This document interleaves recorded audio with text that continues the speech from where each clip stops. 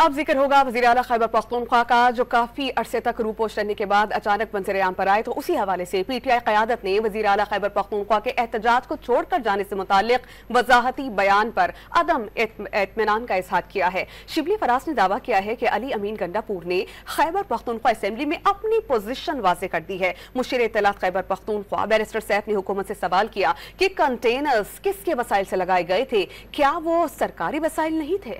एहतजाज छोड़कर कारकुनान को अकेला क्यों छोड़ा? खैबर पख्तूनख्वा हाउस क्यों चले गए? पीटीआई क़यादत ने वज़ीर आला खैबर पख्तूनख्वा की वजाहत पर अदम इत्मीनान का इजहार कर दिया। पार्टी रहनुमाओं ने अली अमीन गंडापुर से जवाब तलबी पर मुशावरत शुरू कर दी। ज़राए के मुताबिक जवाब तलबी का अभी तक फैसला नहीं किया गया। अली अमीन गंडापुर के एहतजाज छोड़कर खैबर पख्तूनख्वा हाउस जाने की वजह से कारकुनान मुंतशिर हो गए थे। Opposition leader senate Shibli Faraz ने वज़ीर आला अली अमीन को पार्टी का अहम तरीन वर्कर करार दे दिया। दावा किया कि वज़ीर आला खैबर पख्तूनख्वा ने शफाफ तरीके से अपनी पोजीशन बयान कर दी है।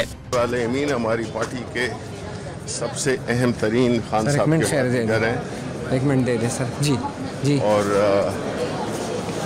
उनके बारे में जो अफवाहें हो रही हैं, मेरा ख्याल है उन्होंने बड़ी साफ और शफाफ तरीके से अपनी पोजीशन खैबर पख्तूनख्वा असेंबली में बयान की। दूसरी जानिब मुशीर इत्तलात खैबर पख्तूनख्वा बैरिस्टर सैफ ने सवाल किया कि इस्लामाबाद और मोटर वे पर कंटेनर किसके वसाइल से लगाए गए, क्या वो सरकारी वसाइल नहीं थे? खैबर पख्तूनख्वा हुकूमत पर सरकारी वसाइल इस्तेमाल करने के इल्जाम पर वजाहत की कि रेस्क्यू और फायर ब्रिगेड की सहूलियात हर जलसे और हर रैली में फराहम की जाती हैं। बैरिस्टर सैफ ने पेशकश की कि नून लीग समेत कोई भी पार्टी खैबर पख्तूनख्वा में जलसा या रैली करने की हिम्मत करे, जलसे के लिए इजाजत, मैदान और मुताल्लिका सहूलियात फराहम करेंगे।